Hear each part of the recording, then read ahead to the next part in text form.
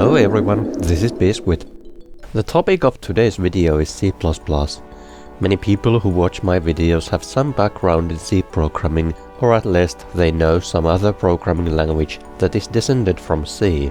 This video, possibly to become a series, is for people who already know C but would like to learn what is the big deal with C++. The C language standard that I go by is ANSI C. Nobody who really still prefers to use the antiquated K&R syntax can seriously claim that they can't read ANSI C. ANSI C has been around since 1989 after all. This is an example C program that implements a bidirectional linked list, which is a commonly used data structure that provides fast insertion and fast deletion, but linear time searching. Only the most rudimentary operations like insertion, deletion, iteration and cleanup are provided. The main program demonstrates those basic operations.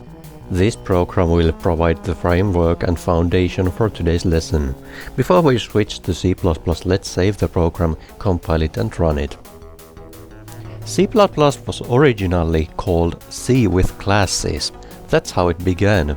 Now a class in C++ is just the same thing as the struct. Class is struct.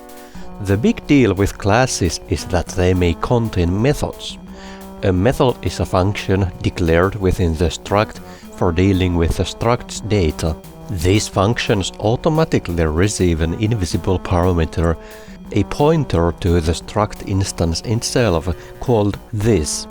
This is why they can use the struct members without a pointer. Compared to equivalent C code, this results in significant simplifications that make the code both easier to read and to write.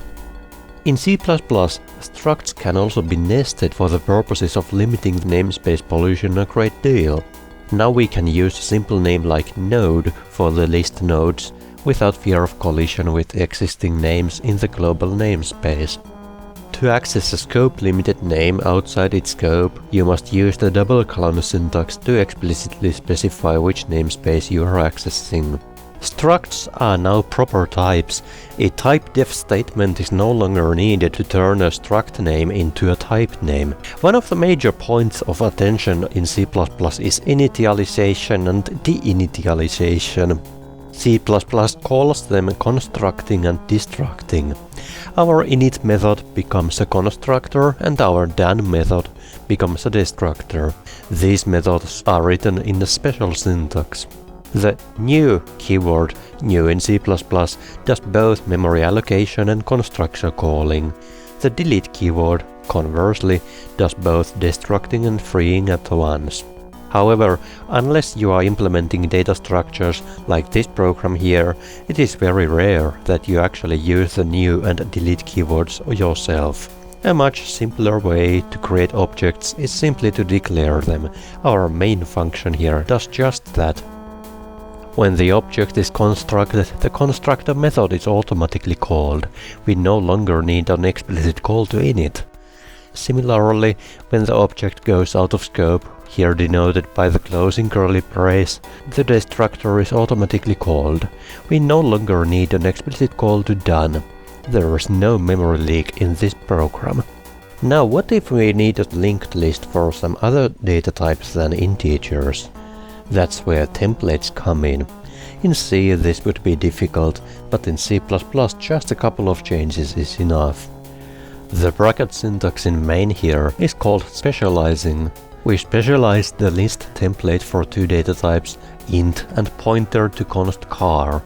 These two specializations are distinct types, but they are implemented by the same source code. The template is a little bit like a macro, but much more sophisticated. Now of course a linked list is one of the hundreds of things already found in the C++ standard library. This is why in C++ you almost never need to deal with memory allocation and deallocation. Opponents of C++ often bring up the question of performance. What is the cost of all this abstraction? Let's study the assembler listing of the iteration loop of the C version first. These colors and arrows help you match the C code to the assembler listing. Now what happened to the code when it was translated to C++? Here we go. Wow, it really didn't change that much. How about when we introduced templates? That is still almost completely identical to before. Okay, now let's see the version that used the standard library. Do you see the change? A couple of instructions changed a bit, but it's still basically exactly the same code as the C version was. Conclusion. Rewriting your code for greater clarity, greater reusability and greater extensibility by translating it into C++ will not hurt the performance. Now this was just a short summary that only scratched the surface of what C++ is good for. Maybe I'll make more in the future, who knows. Anyway, thanks for watching, see you next time, bye!